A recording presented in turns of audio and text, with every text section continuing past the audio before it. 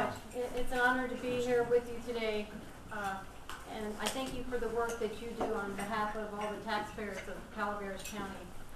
Because as you know, we are in some deep economic troubles, both nationally at the state level, and as we know, it trickles down to our local economy.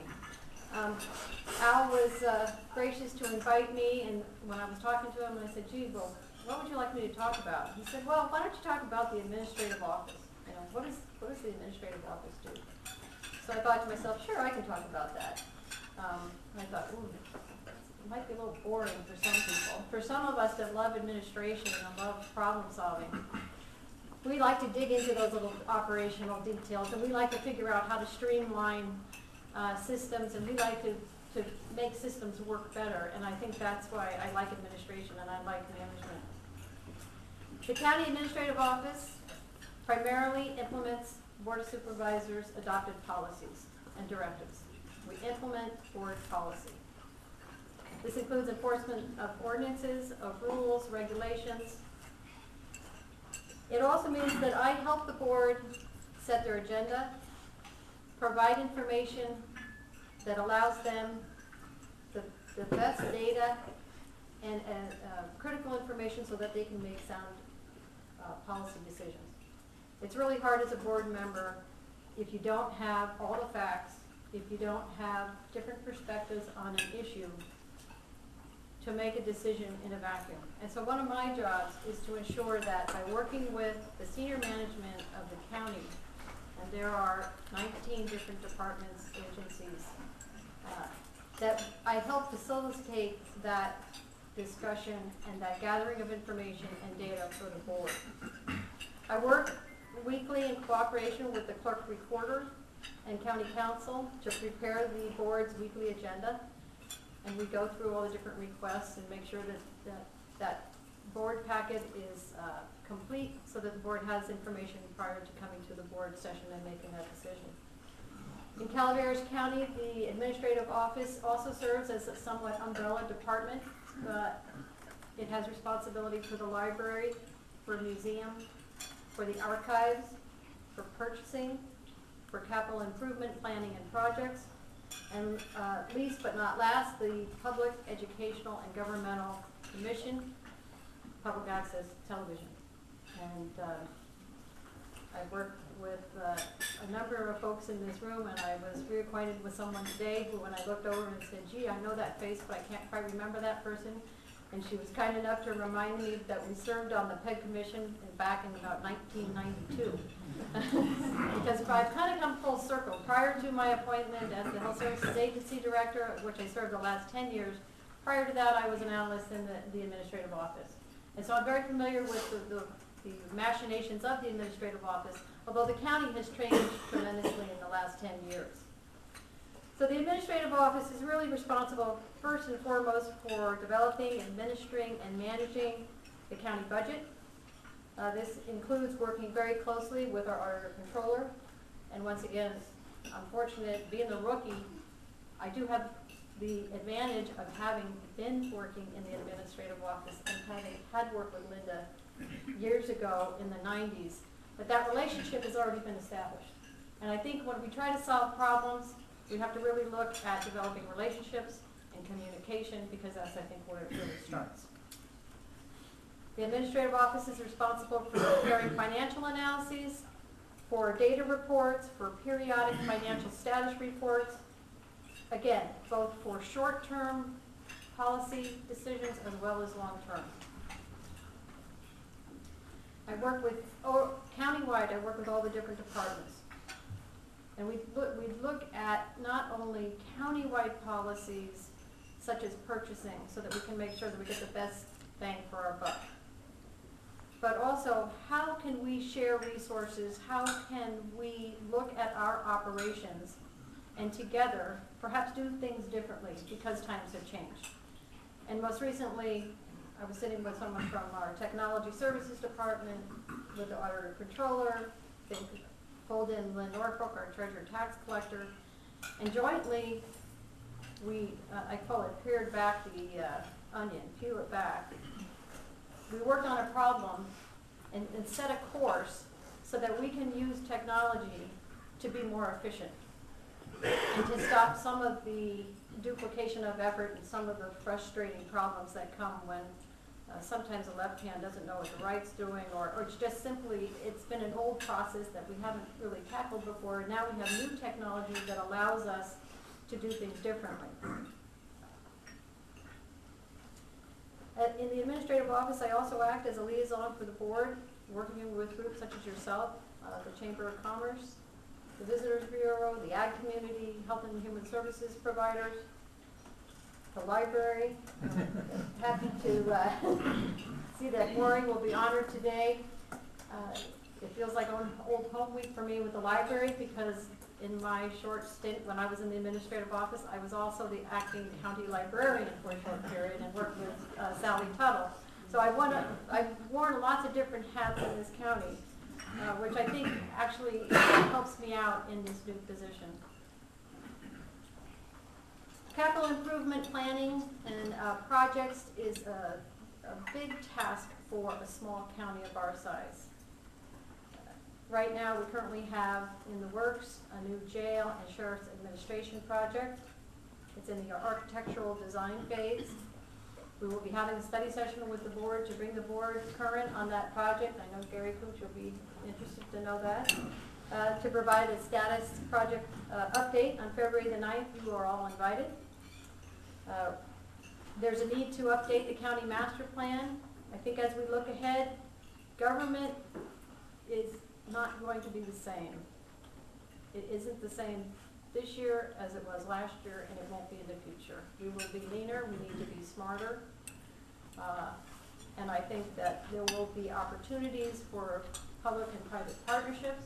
I think there will be things that government will no longer do that, quite frankly, perhaps the private sector can do better than government. But I do believe that there continues to be a role, an appropriate role for government.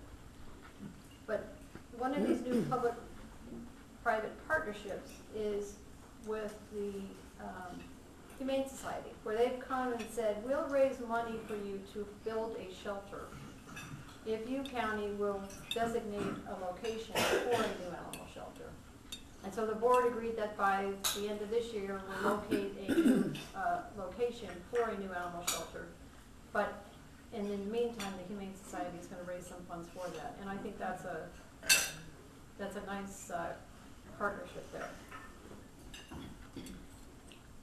The administrative office also deals with special projects and grants. We have Proposition 40 that funded park and recreation projects, and that falls to the administrative office to administer those grants. We've been very fortunate, again, to have a volunteer who lives up in Glencoe, West Point, who has been a very strong proponent of parks and recreation and has volunteered his time to the administrative office to grease the wheels of Sacramento to ensure that the funding gets into our county for specific projects in each of the 5 supervisorial districts.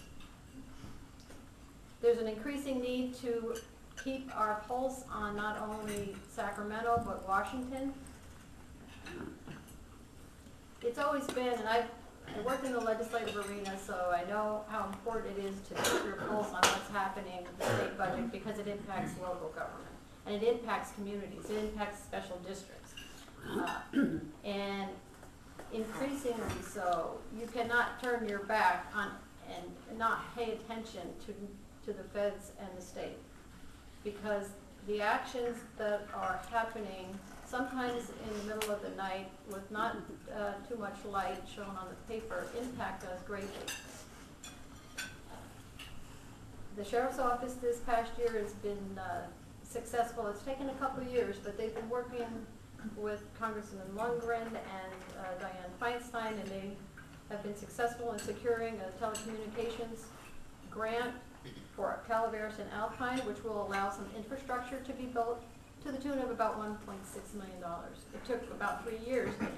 It was about developing relationships, providing good data, telling the story, demonstrating the need, and then obtaining the funding. But once that infrastructure gets built, that will help job opportunities for wireless, for broadband, for emergency response. And so It's just an example of why we should care about what our government officials are doing both at the federal and state level. Like if Public Works is another example where they've been able to obtain grants through Caltrans and some of the federal resources to make some safety improvements on Mountain Ranch Road. So front and center, it's budget, budget, budget, finances, finances, finances, and it's not a fun time. In fact, when I took the job, I had more than one person come up to me and say, "Are you nuts? Why would you take this job? Why would you do this?" And I said, "Well, I live in Calaveras County. I love Calaveras County. I think I'm pretty good at problem solving. Yeah, I don't need to know everything, but I need to know who does know, and I need to get those people in the room to help solve the problem." And that's what makes me excited about being in a room with you all, because I see a lot of faces I don't know. I said, "Oh, there's lots of new people here for me to meet. This is exciting." Because each of us has a perspective, and I think there's lots of room for respectful dialogue, differences of opinion. We can, scream and shout, but at the end of the day, let's sit down, have a cup of coffee, and enjoy each other's company. We don't need to take it personal. Public policy isn't always pretty to watch being made, but in the end, if we can all have that opportunity to work together, I think it's we can move more towards consensus to get something actually done. So right now, the governor's called an emergency session of the state legislature. We're facing an $18.9 billion deficit, 19.9 if you include a $1 billion reserve. That's over the next 18 months. $6.6 billion in the current fiscal year, if they don't act now before June 30. $12.3 billion in the next fiscal year for 2010-11. Right now, the legislature is focusing on filling an $8.9 billion gap. The current fiscal year budget gap is really due to revenues have not been realized. I'm sure all of you know that the economy is still soft. There have been adverse court rulings, primarily involving prison health care reform, state employee furloughs, and there's been an expiration of one-time and temporary budget solutions that, quite frankly, the budget was gimmickry to start with, and it continues to sort of fray and pull apart. Right now, the state controller, as of last week, said that they're predicting a cash flow problem in March. And if the state has a cash flow problem, usually counties have a cash flow problem. Because although by our state agreements with the state, they will indicate that they will send us revenue at certain time periods, often it doesn't happen. Call them stealth farmers. And then there's mid-year cuts. They'll execute an agreement with the state for X, Y, and Z to provide services at a certain level. And well, get into the year and the state says, well, sorry, but we're not going to give you that 15%. That's been happening more and more in the last 2 years. It used to be you got cut, you knew what you got cut, then you knew what to budget, you knew how to run your program. You can't run a program when you keep having mid-year adjustments that you never anticipated and not expect bad things to happen. It's better that we know now, tell us the bad news, let's take some action, and then let us budget and let us be able to deliver services to the degree we can. But let's not pretend that we can be all things to all people any longer, because we can't. In the governor's budget, counties are left in limbo. We really don't know what to expect this year in terms of additional reductions, but we can feel the freight train coming. Yeah.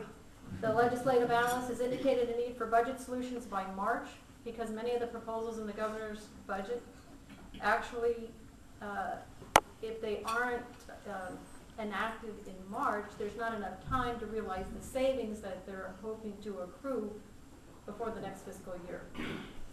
So it's a game, it's juggling. I think everybody's juggling. The governor's budget relies heavily on receiving federal reimbursement to the tune of $6.9 billion. The argument is that California does not receive its fair share of tax revenue that sends to Washington. There's been a large delegation. I'm sure many of you have read it about it in the press.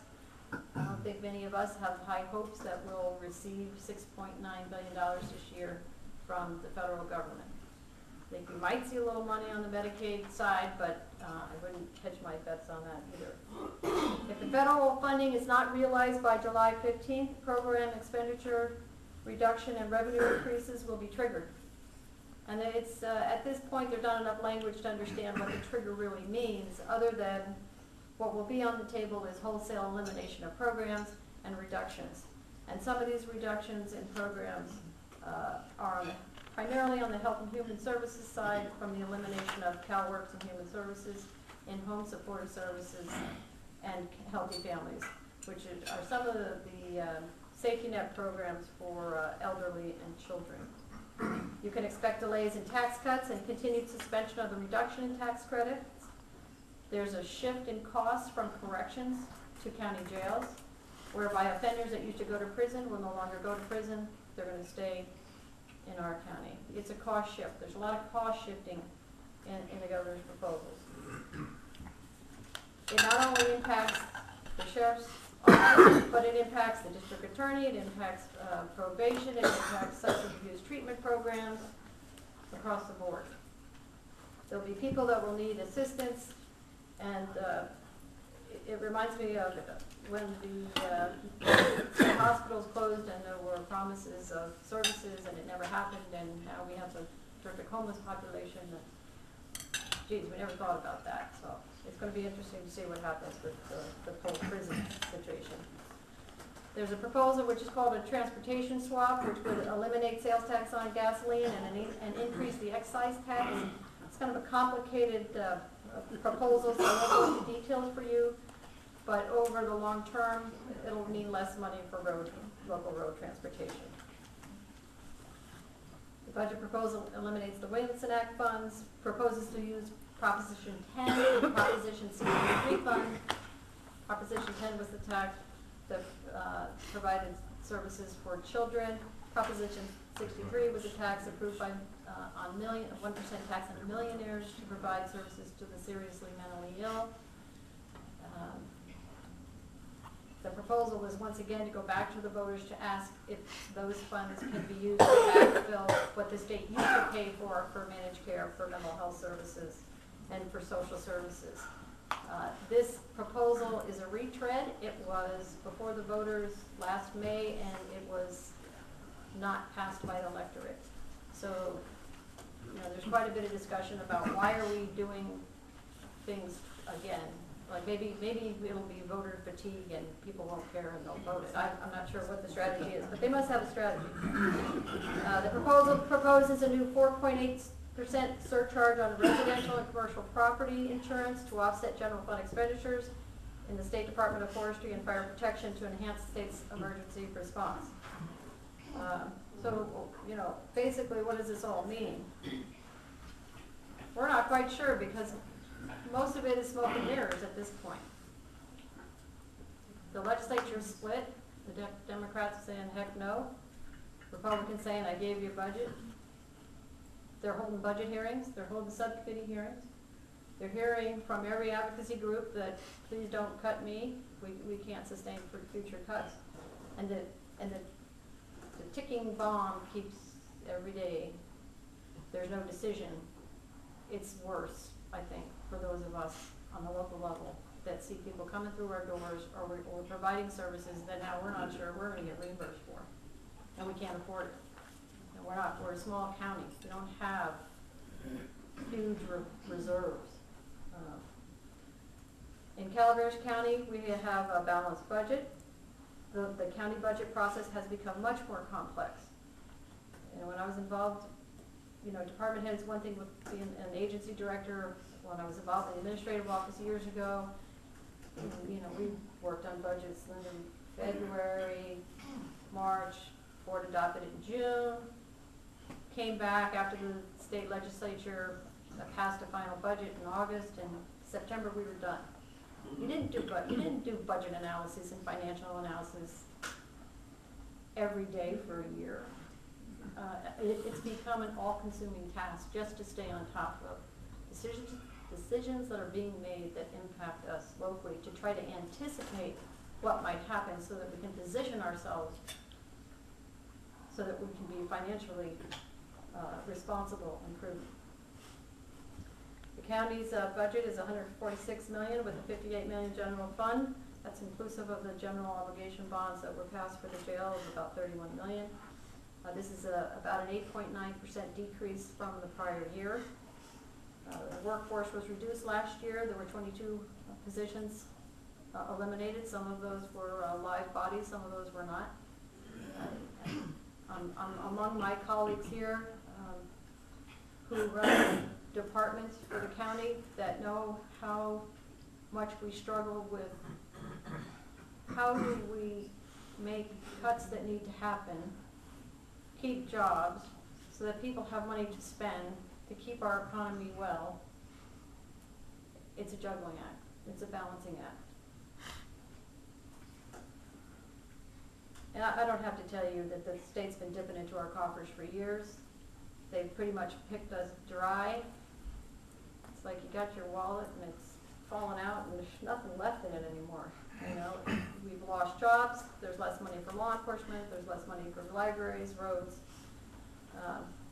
Leslie, our acting assessor, has estimated that the property tax rolls and the assessed value will be down anywhere from 7 to 10% for next fiscal year. That means about a $700,000 to $1 million hit to the general fund. That's significant for Calaveras County. Again, it translates into less discretionary money to pay for local priorities. So what are we doing? Right now, the county is, all the county departments are scrutinizing their revenues and their expenditures. To look at mid-year, we're doing a mid-year budget financial status report for the board on February 23rd. Identifying any mid-year budget problems that we have, that we know about. Because we're looking at what has actually happened as opposed to what we budgeted that we thought would happen. We're revisiting the assumptions that were made when the budget was developed to see if those assumptions still hold true. You know, sometimes it's a matter of, did the cash just not come yet? Is it a cash flow problem, or is it a problem that this money really will not be realized? So there's intense scrutiny. There, you know, I can feel the groans. I know I've had a few headaches myself because there are no easy answers when you look at the revenue picture, and we just have to be very we have to do due diligence. I mean, we have to be very thoughtful in our approach, and we have to scrutinize, and we have to save, and we cannot continue to do business as normal. And as I talked with department heads about, gee, how do we want to approach this budget? We decided to break up into functional teams whereby like departments, whether it's land use departments, health and human services, general services departments, meet together and really talk about their operations. What are your core functions? What are your priorities? Each department head knows what their core functions are. I mean, you know some of the things you do that you not like, maybe don't have to do. You know what department functions you must do. Some of that's a risk-benefit analysis of, well, the state says we have to do it. Well, all right. What's the risk-benefit if you don't do it? I mean, some things, are they going to come yes? Or, you know, are we going to lose $500,000 in transportation funding? Those are things we have to weigh because you don't want to do anything that jeopardizes future reimbursement. I think many of us are really concerned about the state's rate on Prop 1A funding, which is the property tax, whereby they can borrow 8% of our local property tax. For us, that equates to about a $1.5 million hit to the general fund. Last year, they did suspend Prop 1A, but then they backfilled it with a mechanism whereby the county could securitize the loan, and we were basically held on this, and so that happened. But they can suspend it again, and when the state's looking for money, they look for where they can grab easy money, and that's where there's some easy money. So we'll see.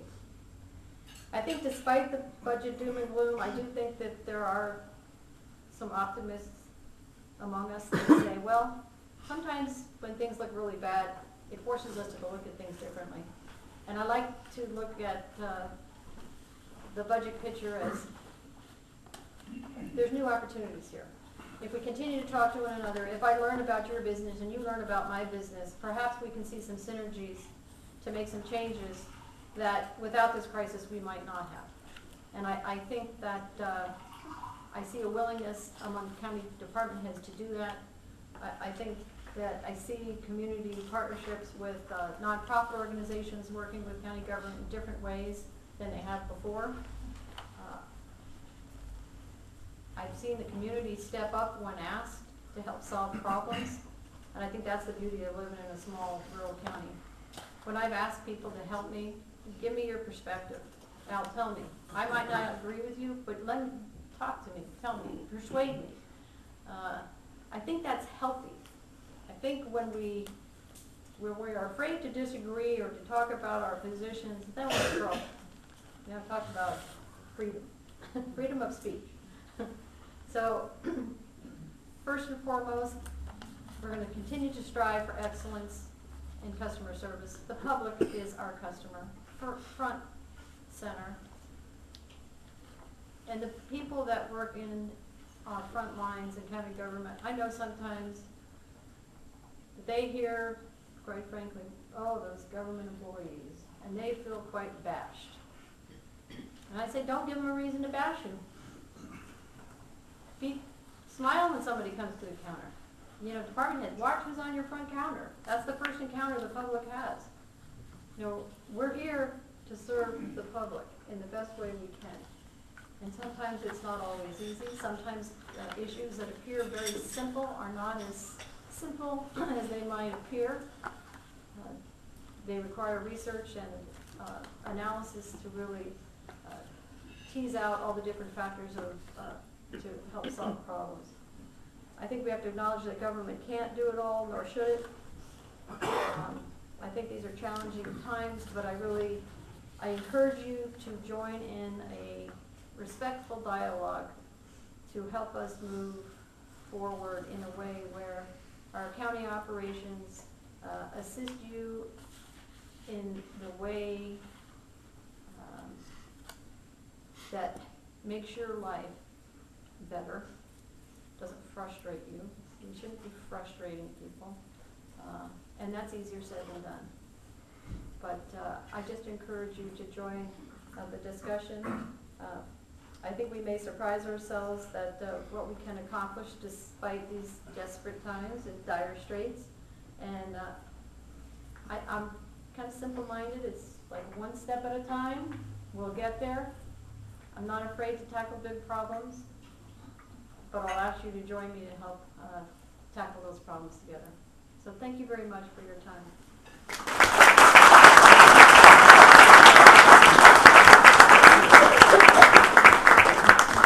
Al, I have a question for her. Hey, let's keep her. She's pretty good. What else do you do for fun? Don't ask my husband that.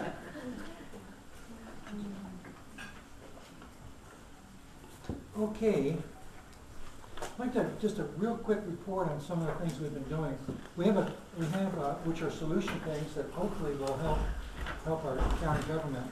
One of them is a petition we have for a ballot initiative which will prevent public employees having their money taken from their paycheck by unions for political purposes unless they agree. And that petition's around here. If we run out, if it gets full, we'll get more of them, and also we can go on the internet and get more of them. We need to get that on the ballot, and I think if we could get on the ballot, it will pass, because most people realize the tremendous pressure our elected leaders are under from these special interest groups. And this is one of the reasons why the state legislature is in gridlock. They are not allowed, they will not be permitted to make the necessary cuts they need to make and to work in the best interest of the taxpayer. Even though we look powerful here, we are very weak as taxpayers yet. The Tea Party movement is just beginning. We are still weak. And so our political influence doesn't have to remain weak. We can be strong, and we're slowly building. And that petition is just another step in the way to do that. Yes? I had a comment on Janie's Yes. speech. two words came to mind: utterly hopeless without additional revenues, and this group is unlikely to welcome that suggestion. Now, and on top of that positive comment, Tell us how you I'd like to mention, one of the best things that taxpayer groups can do is not to do away with government. Okay, we need government. The purpose of government is to protect our natural rights, life, liberty, and property. That's why they're there. They're not there to abuse these rights, they're there to protect them. That's what the county is doing. That's what the state is supposed to be doing. That's what the federal government's supposed to be doing. Back to the umbrella. Where's that umbrella? We just Okay. ate.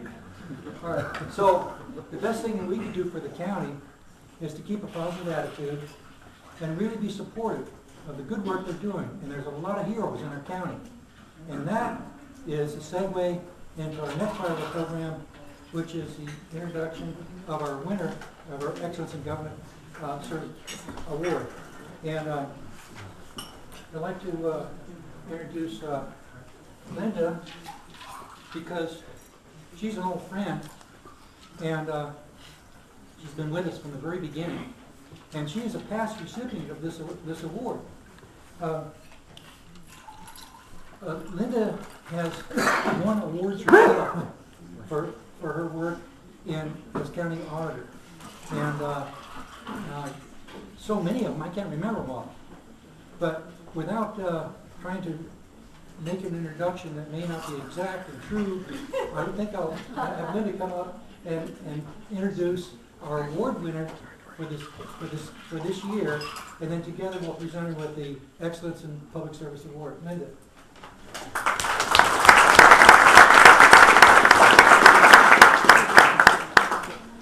This year's award recipient is Maury Hoekstra, the county librarian. And I had a lot of fun, trying to get the bio for Maury, and I actually interviewed 5 or 6 people from the Friends of the Library and her staff. And as I looked around, I actually had to call someone, and I think she was in Phoenix, Arizona, that I would go to no end, to not do this for Maury. And I was just curious, as I look around, I see a lot of people from the library. Would anyone that's related to the Friends or the library please stand up so we can see how many people are here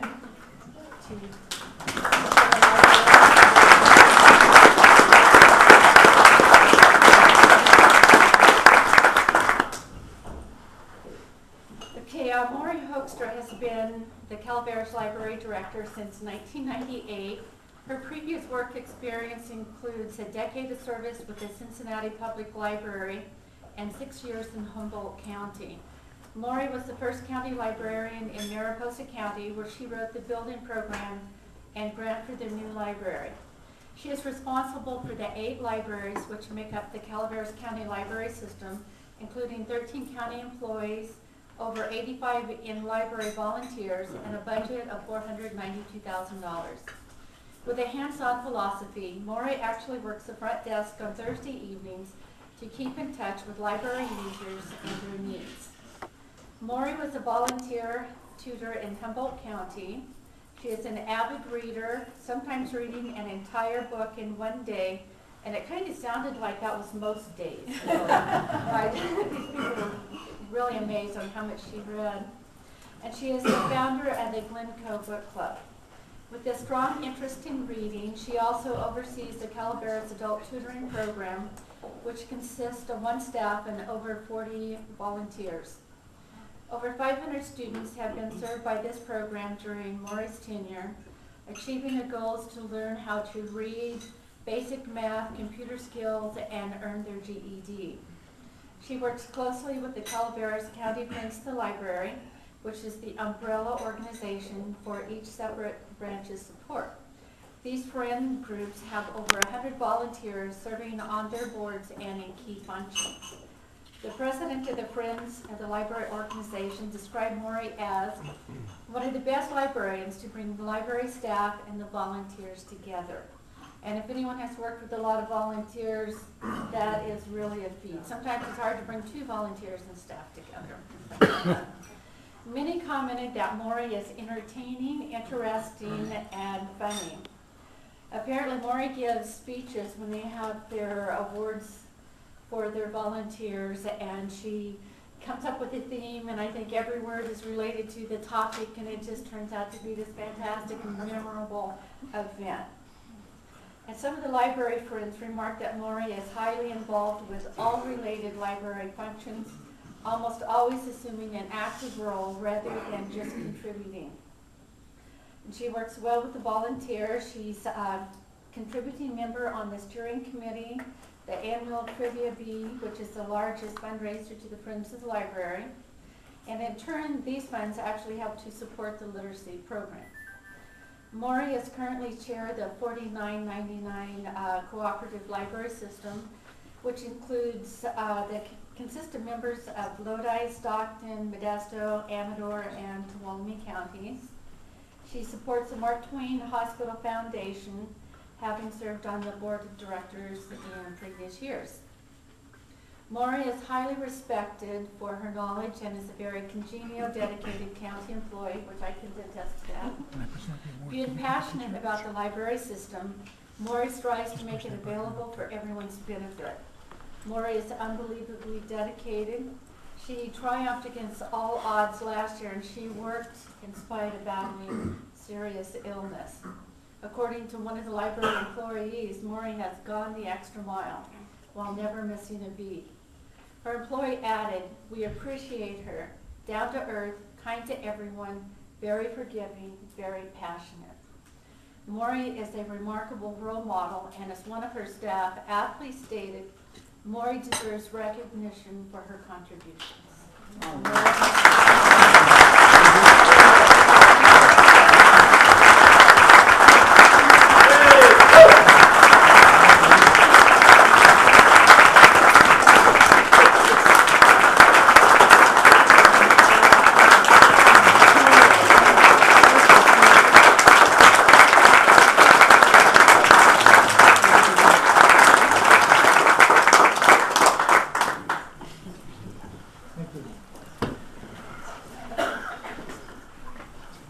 I'd like to thank the Calaveras Taxpayers Association for this special recognition. I am very fortunate to have a very dedicated staff and a huge corps of volunteers who work right beside me. And I would like to pass some of that recognition on to them. Our libraries are valued as a strong indicator of livability in our communities. Many people speak about the end of libraries in the internet age. In the last 2 years, we have registered 4,000 new library card holders, which is a 23% increase.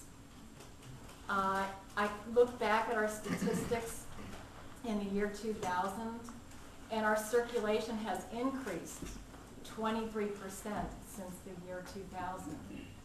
Many of our residents are using the libraries today to fill in the gap. They come in because they need to do a resume, job search, job applications. We're seeing more books on living sustainably, gardening, raising chickens, fixing a car, starting a small business.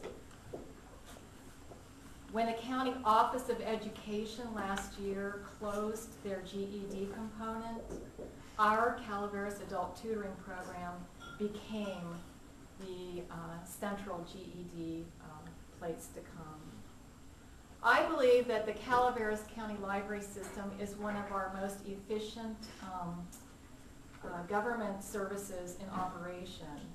We provide over 10,488 hours of service each year, and over 20% of those hours are because of volunteers or paid donations.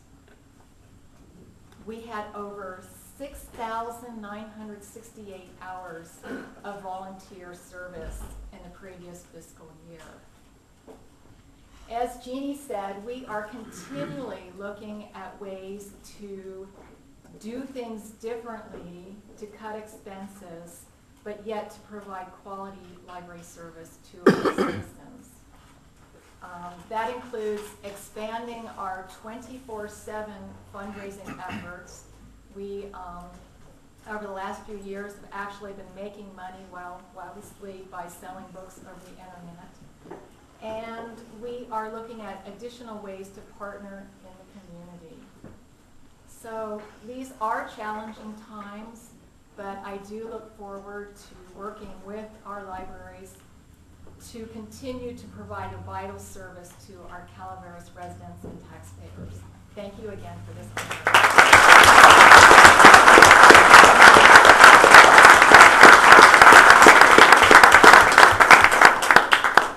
Wow, that's wonderful. One of the things that we've done a lot of things, but one of them was pretty significant. We had a taxpayer poll, a survey. It was done on a website, and the name of the website is Survey Monkey. Now, that doesn't mean we're monkeying around.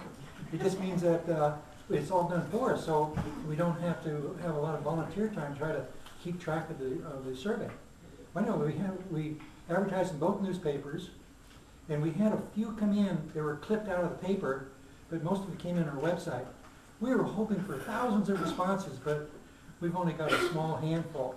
But even that small handful is significant. We had 28 internet responses. Now, these people that responded took a lot of time.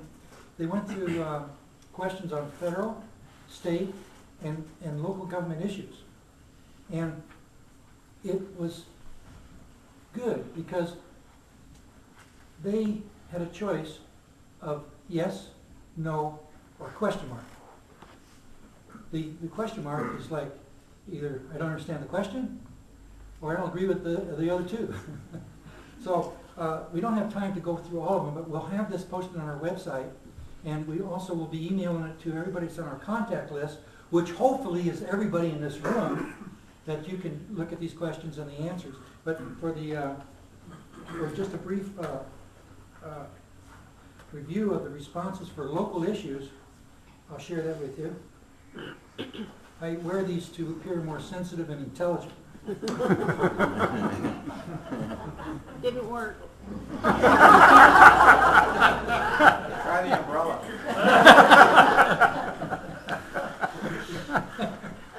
Okay, there's 8 questions on local issues. Some of these involve issues that most people are not even aware are an issue. Some of the supervisors are aware they are issues of them. Question number 1. Do you favor adding protection of property rights in the county mission statement and general plan? We all know about how controlling the general plan can be if it's not very carefully put together. Here's the answers. Yes, 89.3%. No, 10.7%. No opinion, 0. Next question. Do you favor ending the county building ban on parcels served by non-surveyed easements? Yes, 67%. No, 10%. No opinion, 21%. That means a large number of people are not sure about what this is all about, which means that taxpayer groups and perhaps even the media is not getting the word out about what's happening with people that have lots. Like supposed to be 3,000 lots in our county that people, they're legal lots, but they're not on surveyed and deeded easements, which means that they, according to the county policy, they really can't build until all that work is done, and it could involve lawsuits with neighbors to pay for it, and such. Question number 3. Do you favor ending the county building ban of barns on parcels without a residence? A lot of people weren't even aware that that happened. It happened a few years ago. The response was yes, 85%, no, 10%, and no opinion, 3.6%. Do you favor automatic conditional approval of your building application when government regulators are unable to respond in a reasonable time? Yes, 78%. You hear that? No, 14%. No opinion, 7%. Do you favor increasing the transit occupancy tax? That one's kind of a hard one because there's a lot of issues with that. Yes, 37%, no, 55%. If you changed it to call it a bed tax, probably the percentages might change. The Chamber of Commerce and the Visitors Bureau who are supporting that suggest that would be more in line with what probably, maybe that question should be asked. But since they call it a TOT tax, we did too. Do you favor the county versus Bear Valley lawsuit? Here again, we've got kind of a lot of unknowns there. Yes was 3.6%, favored the lawsuit. No was 46%, and no opinion 50%. Okay, that means there probably wasn't enough known about the issues relating to that for they could say a yes or no. Here again, that's a failure of the Taxpayer Association not getting the word out, and of course our friends in the media. Not to criticize present media, of course. That's a contradiction in terms. Do you favor re-electing those who voted for the $16 billion tax increase? Okay, we're moving to the state issue there. And the answer, yes, was 3.8%. No, 96%. I wonder if Schwarzenegger, the state people could hear that. And then no opinion, 0. They know that issue. And then, without going, we have more. These are kind of interesting. We have the federal issues. One of the federal issues is, do you favor auditing a full and complete audit of the Fed? And that was overwhelming, yes. Okay, now we can go to our prizes, and then we'll if we have a little time after that, we can go to questions and answers.